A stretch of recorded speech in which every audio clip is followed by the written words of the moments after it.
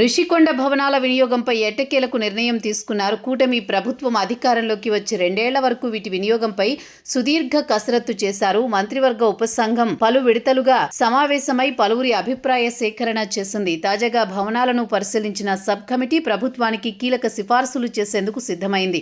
ఈ భవనాల వినియోగంపై ఓ నిర్ణయానికి వచ్చింది. రిషికొండ భవనాలను అంతర్జాతీయ స్థాయి లగ్జరీ రిసార్ట్స్గా మారుస్తామని కేబినెట్ సబ్ కమిటీ వెల్లడించింది. మెజారిటీ ప్రజల అభిప్రాయం మేరకు రిసార్ట్గానే కొనసాగించాలని భావిస్తున్నామని చెప్పింది.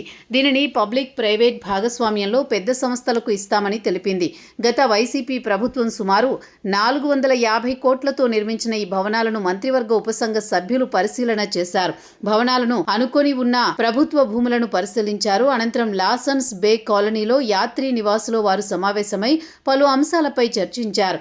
రిషికొండ ప్యాలెస్ను ఆతిథ్య రంగానికి కేటాయించాలని ప్రాథమికంగా కమిటీ అభిప్రాయపడుతోందని చెప్పుకొచ్చారు. విశాఖ ప్రజల సెంటిమెంట్ను కూడా గౌరవిస్తూ ఒక బ్లాక్ను కల్చరల్ లేదా హెరిటేజ్ సెంటర్ నిర్వహణకు కేటాయించేందుకు సూచన చేస్తామన్నారు.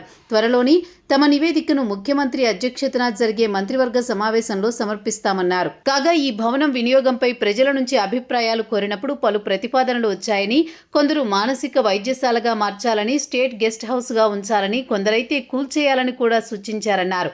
మెజారిటీ అభిప్రాయం మేరకు రిసార్ట్గానే కొనసాగించాలని భావిస్తున్నామని చెప్పారు. భవనం నిర్వహణకు నెలకు 25 లక్షలు, అందులో విలువైన వస్తువుల నిర్వహణకు 1.5 కోట్లు ఖర్చు అవుతోందన్నారు. కొన్ని సంస్థలు రిషికొండ కింద ఉన్న భూమి కూడా ఇస్తే అభివృద్ధి చేస్తామని కోరాయని, త్వరలో అధికారికంగా నోటిఫికేషన్ ఇచ్చి ఆసక్తి కలిగిన సంస్థలను ఆహ్వానిస్తామని వెల్లడించారు.